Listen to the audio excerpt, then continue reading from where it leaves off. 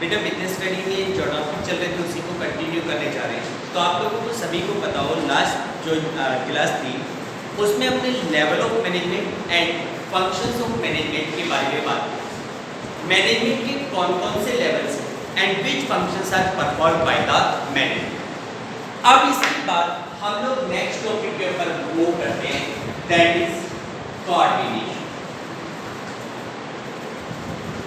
देखिए ये हमारा जो नेक्स्ट टॉपिक है 1.4, it is related to coordination. ये कोऑर्डिनेशन से रिलेटेड। देखिए कोऑर्डिनेशन का मतलब क्या होता है, कोऑर्डिनेशन किसे कहते हैं, इसकी इंपॉर्टेंस क्या है, ये इस चैप्टर में हम पढ़ेंगे। तो सबसे पहले तो हम एक पॉइंट लेके चलते हैं, what do mean bye coordination. Coordination का मतलब क्या होता है, कोऑर्डिनेशन किसे कहते हैं। तो देखिए इसमें कोऑर्डिनेशन की डेफिनेशन है कि harmonious adjustment between different activities and different departments।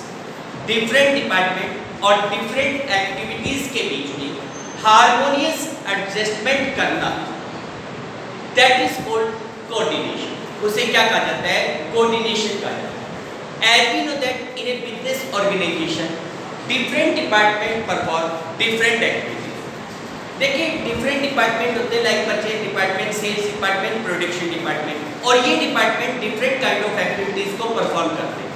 तो ये जरूरी होता है, ये नेसेसरी है कि उन सभी की एक्टिविटीज में कोऑर्डिनेशन हो, क्योंकि आप भी देखोगे कि एक डिपार्टमेंट की जो एक्टिविटी है वो दूसरे डिपार्टमेंट की एक्टिविटी को अफेक्टेड करती है। लाइक अगर purchase department timely goods purchase करके नहीं देगा तो it will become impossible for the production department to produce. अगर परचेज डिपार्टमेंट ने रॉ मटेरियल टाइमली परचेज नहीं किया तो प्रोडक्शन डिपार्टमेंट के लिए प्रोडक्शन करना ऑलमोस्ट इम्पॉसिबल हो जाएगा। तो इसलिए क्या है कि परचेज डिपार्टमेंट टाइमली परचेज करे according to the demand of production department, production department production करे according to the demand of sales department या मार्केटिंग डिपार्टमेंट। तो इसलिए क्या होता है कि जितने भी डिपार्टमेंट है या जितनी भी एक्टिविटीज है, जितने भी ह्यूमन बीइंग वर्क कर रहे हैं, उन सभी की एक्टिविटीज में हार्मनीज क्रिएट करना। हार्मनीज का मतलब होता है अच्छे रिलेशनशिप, ठीक है, वो एस्टेब्लिश करना, दैट इज कॉल्ड कोऑर्डिनेशन। वो क्या कहलाता है, कोऑर्डिनेशन कहलाता है। तो देखिए इसमें कोऑर्डिनेशन की डेफिनेशन जो दी गई है वो टूल किट 10 में दी गई है। इसमें कहा गया it refers to that process through which harmony is established among different activities of an organization। यानी कि कोऑर्डिनेशन वो प्रोसेस है जिसके थ्रू ऑर्गेनाइजेशन की डिफरेंट एक्टिविटीज में हार्मनीज क्रिएट की जाती है, so that organisational objectives can be successfully achieve, ताकि ऑर्गेनाइजेशनल ऑब्जेक्टिव को अचीव किया जा सके। यानी कि harmony establishing harmony among different activities and different departments is called coordination। किसी भी एक राइटर की डेफिनेशन आप लर्न कर सकते हैं। इसके बाद नेक्स्ट हमारे पास टॉपिक आता है, दैट इज कैरेक्टरिस्टिक्स और फीचर्स ऑफ कोऑर्डिनेशन। कोऑर्डिनेशन की कैरेक्टरिस्टिक्स क्या है, इसकी फीचर्स क्या है। तो देखो अगर हम कोऑर्डिनेशन की फीचर्स की बात करें, कैरेक्टरिस्टिक्स की बात करें, तो इसमें पहली कैरेक्टरिस्टिक्स है coordination integrates group efforts. Coordination group efforts को इंटीग्रेट करता है। इंटीग्रेट का मतलब होता है जोड़ना, कलेक्ट करना, एक दूसरे से रिलेटेड करना। देखो आप ये देखेंगे कि इन एवरी ऑर्गेनाइजेशन एक ग्रुप ऑफ पीपल वर्क्स, बहुत सारे लोग काम करते हैं। कोऑर्डिनेशन ग्रेट या coordination integrates group efforts. It means coordination is needed when a group of employees are working different activity। if only a single worker is working there is no need of coordination। भाई अगर organisation में एक ही बंदे को काम करना है, सारी एक्टिविटी एक सिंगल पर्सन को परफॉर्म करनी है, तो कोई कोऑर्डिनेशन की रिक्वायरमेंट नहीं, क्योंकि इसको तो सीक्वेंस पता है। कोऑर्डिनेशन तब नीडेड होता है when a lots of activities are to be performed by different persons। तो इसमें कह रहा है कि the need for coordination is felt when group effort is needed for accomplishment of an objective। यानी कि कोऑर्डिनेशन की जरूरत तब होती है, नीड तब होती है when the group effort is needed for accomplishment of an objective। जब ऑब्जेक्टिव्स को अचीव करने के लिए ग्रुप एफर्ट की रिक्वायरमेंट है। In short it can be said that coordination is related to group efforts, यानी कि इन शॉर्ट हम ये कह सकते हैं कि जो कोऑर्डिनेशन है वो ग्रुप एफर्ट से रिलेटेड है, नॉट इंडिविजुअल एफर्ट, ना कि इंडिविजुअल एफर्ट से।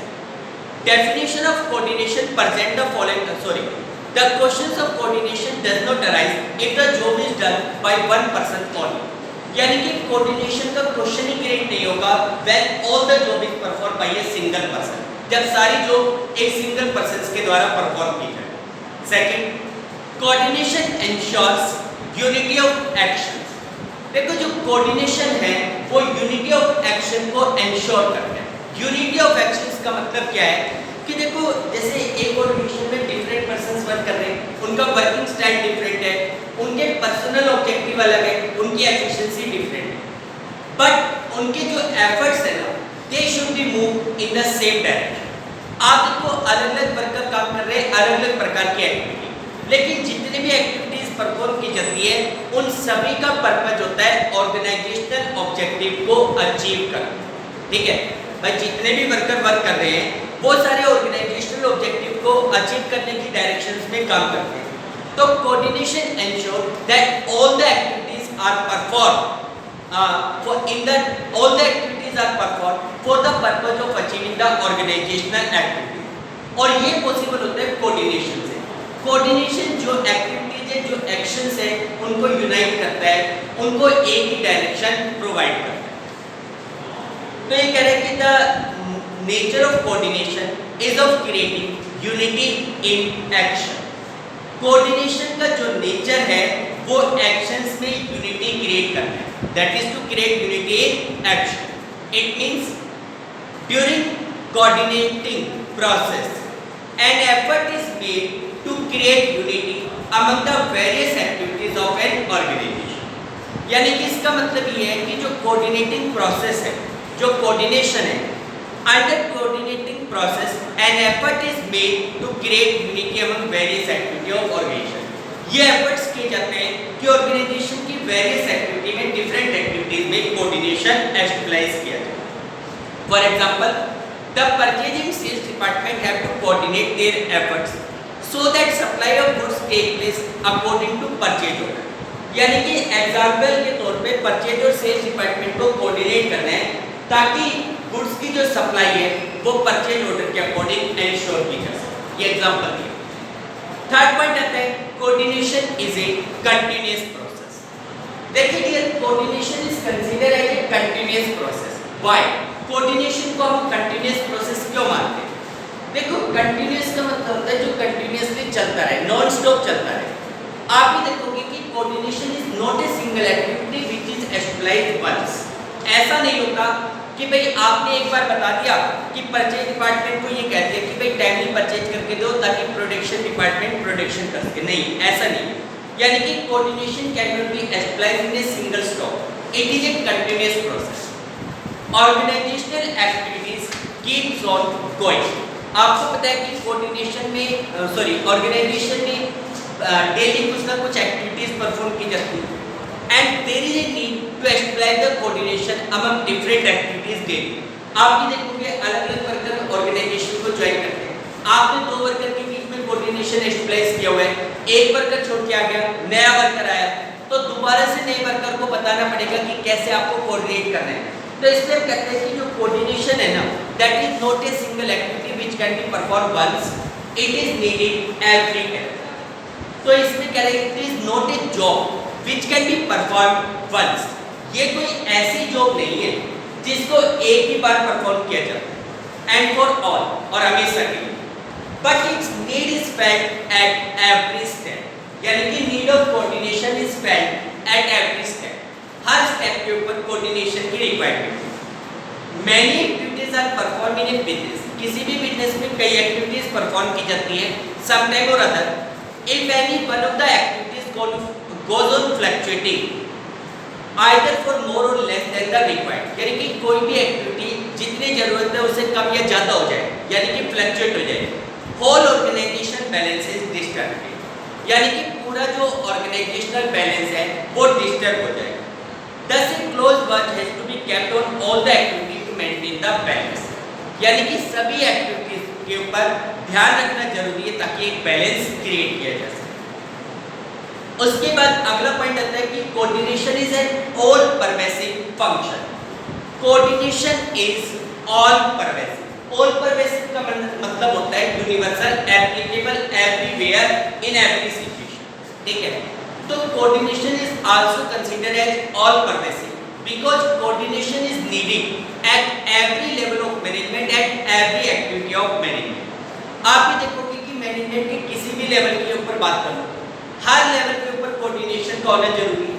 मैनेजमेंट की किसी भी एक्टिविटी की बात कर लो, प्लानिंग, ऑर्गेनाइजिंग, सब में कोऑर्डिनेशन होना जरूरी है। प्लानिंग एक्टिविटी है, जैसे प्लानिंग फंक्शन है मैनेजमेंट का।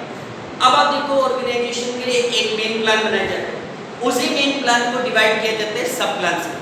मेन प्लान और सब प्लान के बीच में कोऑर्डिनेशन होना जरूरी है। डिपार्टमेंटलाइजेशंस करते हो, उन डिपार्टमेंट के बीच में कोऑर्डिनेशन होना जरूरी है। मैनेजमेंट की किसी भी लेवल के ऊपर बात कर लो, हर लेवल के ऊपर कोऑर्डिनेशन की रिक्वायरमेंट होती है। तो हम ये कह सकते हैं कि coordination is needed at all the level of management and in every activity of management, even in non managerial activity. अगर हम नॉन बिजनेस एक्टिविटी या नॉन मैनेजरियल एक्टिविटी की बात करें तो उसमें भी कोऑर्डिनेशन नीडेड है। तो इसीलिए मैनेजमेंट को कोऑर्डिनेशन को ऑल परवेसिव कहा जाता है। तो देखो इसमें कह रहे हैं कि भाई pervasiveness refers to that truth which is applicable to all sphere. भाई परवेसिवनेस का मतलब होता है वो ट्रूथ जो हर जगह पर अप्लाई होता है, which is applicable to all spheres and places uniformly, जो हर जगह पर यूनिफॉर्मली अप्लाई होता है। The nature of coordination is pervasive. Coordination का नेचर भी परवेसिव है, यूनिवर्सल है। Like making of timetable in an educational institute is an apt example of stabilizing coordination. भाई जैसे ये स्कूल है, कोई भी स्कूल है, उसमें टाइम टेबल बनाए जाते हैं ताकि हर टीचर को अपने सब्जेक्ट का प्रॉपर टाइम मिले। That is called a coordination. In game of cricket, placement of fielding is also a coordination. भाई बॉलर अपनी चॉइस के अकॉर्डिंग फील्डर को सेलेक्ट करता है कि तुम यहाँ फील्डिंग करो, तुम यहाँ पे फील्डिंग करो। तो ये क्या है? कोऑर्डिनेशन है। तो इसका मतलब ये होगा कि किसी भी चीज में बात कर लो, हर जगह पे कोऑर्डिनेशन की रिक्वायरमेंट है। Placement of player at predetermined position is nothing but coordination. In the same manner to standardise the activities of different department like purchase, sales, production, finance etcetera in a business organisation is coordination. Yet to create a harmony in different activities, different department of organization, coordination is needed. ठीक। उसके बाद अगला point आता है कि coordination is the responsibility of all the managers.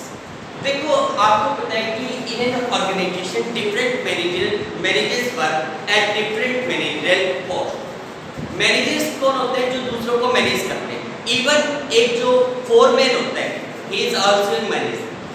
अगर आपके organisation में बहुत सारे स्वीपर काम करते हैं, उनका जो हेड है that is also called a manager. तो मैनेजर का मतलब होता है जो दूसरों को मैनेज करते हैं एक तरीके से, ठीक है। अब देखो establishing coordination is the responsibility of all the management. देखो it is not a function which will be performed only by the top level management. हर मैनेजर्स अपने अपने लेवल के ऊपर कोऑर्डिनेशन क्रिएट करते हैं, ठीक है, हर लेवल पे। जैसे जो परचेज डिपार्टमेंटल हेड है, परचेज डिपार्टमेंट का जो मैनेजर है, it will establish a coordination in different activity related to purchase department. इसी प्रकार एक फोरमैन है, it will establish a coordination among the efforts of worker के एफर्ट्स में कोऑर्डिनेशन एस्टेब्लिश करेगा। तो कोऑर्डिनेशन एस्टेब्लिश करना हर मैनेजर्स की रिस्पांसिबिलिटी है। तो इसमें कह रहे हैं कि coordination is needed at all the three top, middle and lower level, lower managerial levels. Coordination तीनों लेवल्स पे रिक्वायर्ड है। Different activities perform at all the levels are equally important. जितने भी लेवल्स मैनेजमेंट, उन पे जो एक्टिविटीज परफॉर्म की जाती है दे आर इक्वली इंपॉर्टेंट, वो बराबर की इंपॉर्टेंट है, equal important. Thus it is the responsibility of all the manager that they make effort to establish coordination. इसलिए ये सभी मैनेजर की रेस्पॉन्सिबिलिटी है कि वो कोऑर्डिनेशन एस्टेब्लिश करने के लिए एफर्ट्स करें। That is why it could not be said that coordination is of more importance to any one particular managerial level or a manager. इसलिए ये नहीं कहा जा सकता कि coordination is much important at one particular level of management, ठीक है, कि किसी एक पर्टिकुलर लेवल ऑफ मैनेजमेंट के लिए जरूरी। उसके बाद एक आता है coordination is A deliberate functions. देखो डेलिब्रेट फंक्शंस का मतलब होता है जानबूझकर अप्लाई किया गया फंक्शन। कोऑर्डिनेशन डेलिब्रेट है, ना कि सेल्फ इंटरेस्ट। यानी कि देखो मैंने आपको समझाया था कोऑर्डिनेशन और कोऑपरेशन। कोऑर्डिनेशन जो इंपोज किया जाता है और कोऑपरेशन जो हम अपनी मर्जी से अप्लाई करते हैं, दोनों का मतलब एक दूसरे को कोऑपरेट करना होता है। लेकिन कोऑपरेशन में सेल्फ इंटरेस्ट होता है, खुद की मर्जी से वो इंपोज किया जाता है, सेल्फ इंपोज माना जाता है, जबकि कोऑर्डिनेशन डेलिब्रेट माना जाता है जिसको हम अप्लाई करवाते हैं। जस्ट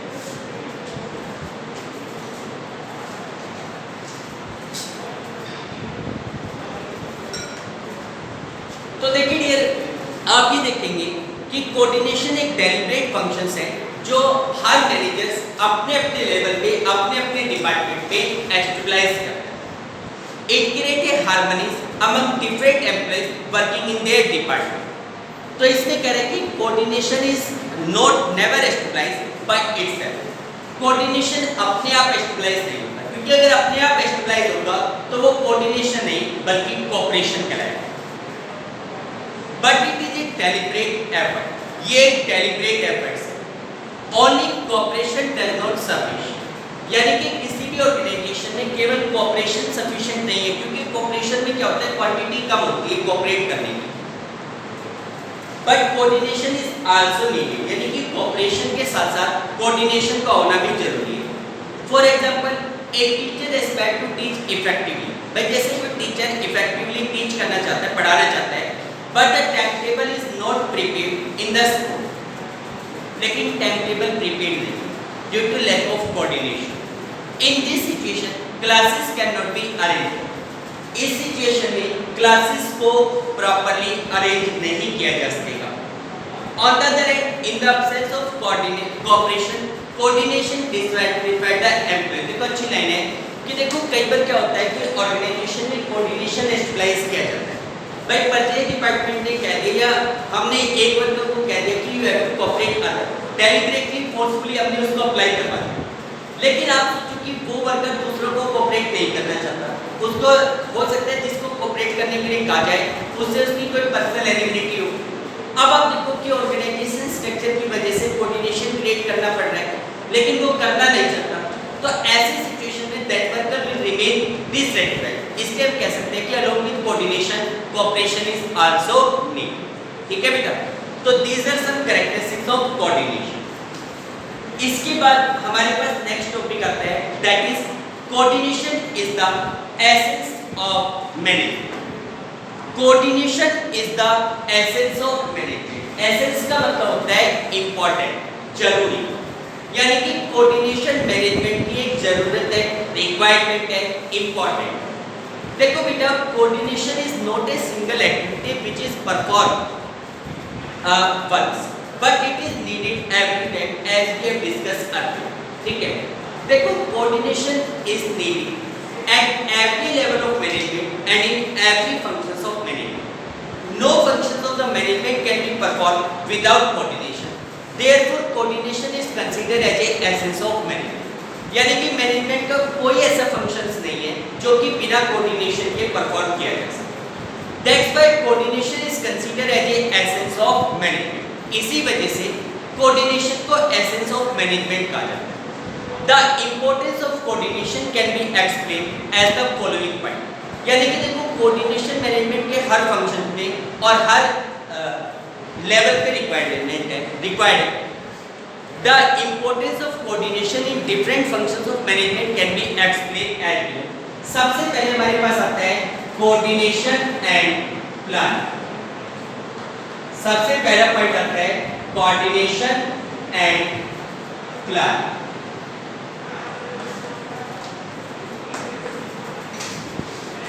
देखिए डियर, सबसे पहला हमारा टॉपिक है कि coordination is needed in the planning functions of the management. भाई मैनेजमेंट का जो प्लानिंग फंक्शंस होता है उसमें कोऑर्डिनेशन की रिक्वायरमेंट है। कैसे? देखो planning in every organization different type of plans are prepared to achieve the organizational objective. The main plan of the organization is further divided into sub plans. किसी भी organisation का जो मेन प्लान होता है उसको आप सब प्लान्स में डिवाइड करते हैं. There is a need of coordination between the main plan and the sub plan.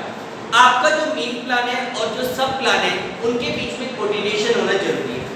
अगर मेन प्लान और सब प्लान में कोऑर्डिनेशन नहीं है तो all planning will be fail. Like आप कहीं घूमने के लिए जा रहे हैं, आपने 4 डेज का टूर बना रखा है, चलो गोवा घूमने चलो, ठीक है. आप 4 डेज के लिए घर से निकल गए, this is your main plan. फिर आपने सब प्लान्स बनाए कि भाई आज जैसे चलेंगे, कल गोवा पहुंचेंगे, कल के डे में हम लोग गोवा में क्या कहाँ जाएंगे, कौन कौन से प्लेसेस को विजिट करेंगे, परसों कौन कौन से प्लेसेस को विजिट करेंगे.